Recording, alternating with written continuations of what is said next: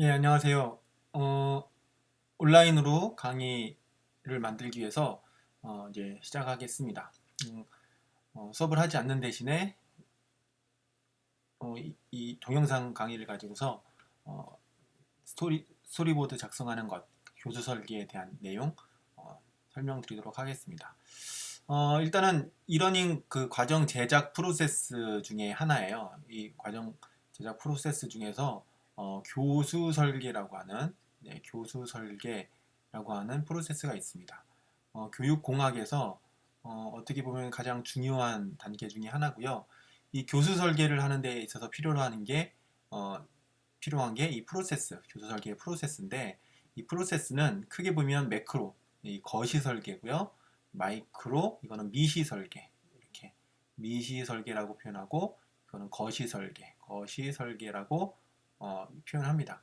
큰 단위로 설계를 하는 거고 이렇게 작은 단위로 설계를 하는 건데 이건 이론적으로 거시설계, 미시설계는 여러 학자들의 그 이론들이 있어요. 네, 그것보다도 실제적으로 활용하는 데 필요로 하는 이 프로세스를 거시와 미시를 중심으로 간단하게 설명드릴게요. 일단 거시 설계는 먼저 교수 전략을 만듭니다. 교수 전략을 만드는 거는 어떤 방법으로 이 컨텐츠를 만들까? 만약에 이러닝이라고 하는 온라인 강의를 만든다고 할 때 어떤 방법으로 이 이러닝 컨텐츠를 전개할까라는 게 이제 교수 설계 전략이고요. 이걸 한 다음에는 컨셉을 설정합니다. 컨셉. 어, 예를 들어서 그냥 동영상 강의만 가지고 하는 것도 강의 중심형 컨셉이고요. 어떤 스토리를 엮겠다라고 한다면 그 스토리를 어떤 방식으로 엮어가는 것이 좋을지 뭐 이런 것들을 생각하는 걸 컨셉이라고 합니다. 자, 그 다음에는 학습 진행 단계의 메뉴명을 결정합니다. 이 학습 진행 단계는 순서대로 나가는 거거든요. 어떤 순서에 따라서 흐름이 진행되는가. 일반적으로 보면 그 이제 들어가기라고 하는 어, 메뉴가 있고요. 이 들어가기는 에서는 차시명 같은 거를 알려줘요. 들어가기 하고 학습 목표를 제시합니다. 학습 목표를 제시하고 학습 목표를 제시하고 그 다음에 사전 퀴즈를 해요. 사전 퀴즈를 제시하는 경우가 있고요. 그 다음에 본학습, 실제 영상이 됐든 스토리가 됐든 본학습을 진행을 하고요. 학습을 진행하고 그 다음에 들어가는 게 뭐 쉬어가기 같은 게 있기도 하고 그 다음에 평가, 네, 사후 평가 같은 거 평가를 하고요. 간단하게. 그리고 정리하고 다음 차시 예고 이런 순서대로 흘러가는데 이거를 이런 식으로 들어가기, 학습 목표, 사전 퀴즈, 본학습 이렇게 할 수도 있겠지만 여러 가지 명칭을 이 컨셉에 따라서 다르게 가져가는 경우도 있습니다. 뭐 인트로, 그다음에 뭐 러닝 오브젝트 이렇게 가는 경우도 있고 한문으로 가는 경우도 있고 뭐 여러 가지 용어를 이 컨셉에 이 일반적인 이 프로세스를 컨셉에 맞춰서 메뉴명을 결정하는 단계가 이 세 번째 단계예요. 그 다음에 학습창 구성도 UI라고 합니다. 유저 인터페이스 이 UI를 구성하는 단계고요. 이렇게 만들 때는 디자인 시안을 만든다고 얘기를 하는 경우도 있어요. 이렇게 UI를 만들고 그 다음에 에이전트가 있는 경우 누군가가 대신 나와서 이야기를 해주는 에이전트가 있는 경우에는 에이전트를 선택하는 그런 단계가 있습니다. 에이전트도 여러 가지 종류가 있는데 그거는 나중에 차차 설명을 드리도록 하고요. 이렇게 하는 게 이제 거시 설계 단계고요. 이 거시 설계가 끝나고 나면 그 다음에 미시 설계 단계로 넘어갑니다. 자, 거시 설계 이렇게 5개 단계를 지나고 나면 미시 설계에서는 즉 구체적으로 이 교수 설계라는 과정을 거치는 건데 첫 번째는 이 원고 분석을 합니다. 원고 분석. 이 원고가 무엇인지는 제가 설명을 드렸죠. 학습 내용이 정리되어 있는 글이 됩니다. 글. 이거를 원고 집필자 또는 이쪽 용어로 SME라고 표현해요. Subject Matter Expert. 이런 사람들이 작성한 이 원고를 먼저 분석을 합니다.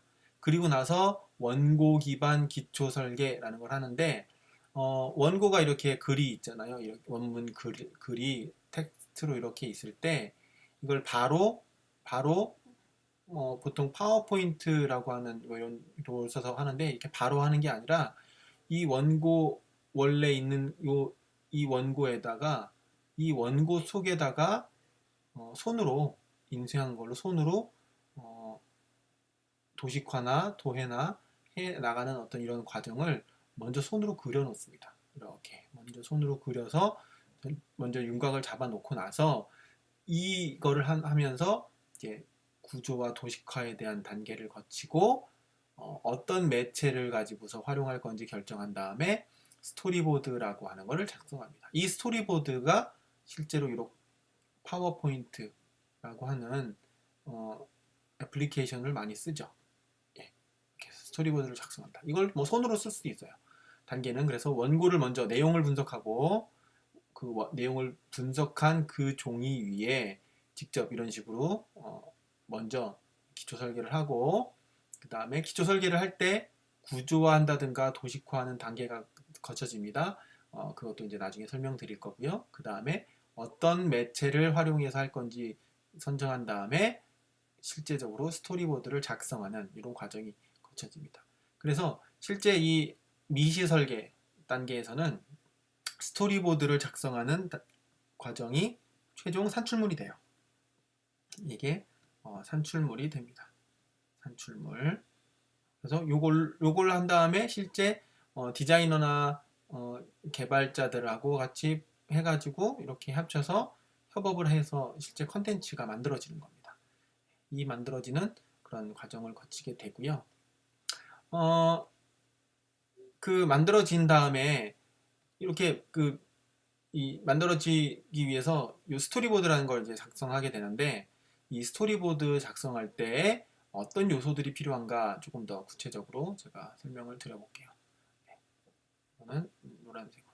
먼저 학습 목표를 진술합니다. 학습 목표, 행위동사를 활용해서 측정 가능하도록 한 문장, 하나의 측정 지표를 한 문장에 담아서 하는 학습 목표를 먼저 기술하는 게 들어가고요. 메시지를 설계합니다. 어떤 메시지를 어떤 방식으로 기술해서 스토리보드에 넣을지 메시지를 설계하고요. 실제 이 원고에 있는 학습 내용을 구조화해서 잘 담아냅니다. 이거는 뒤에서 실습할 때 실습을 하게 될 거예요.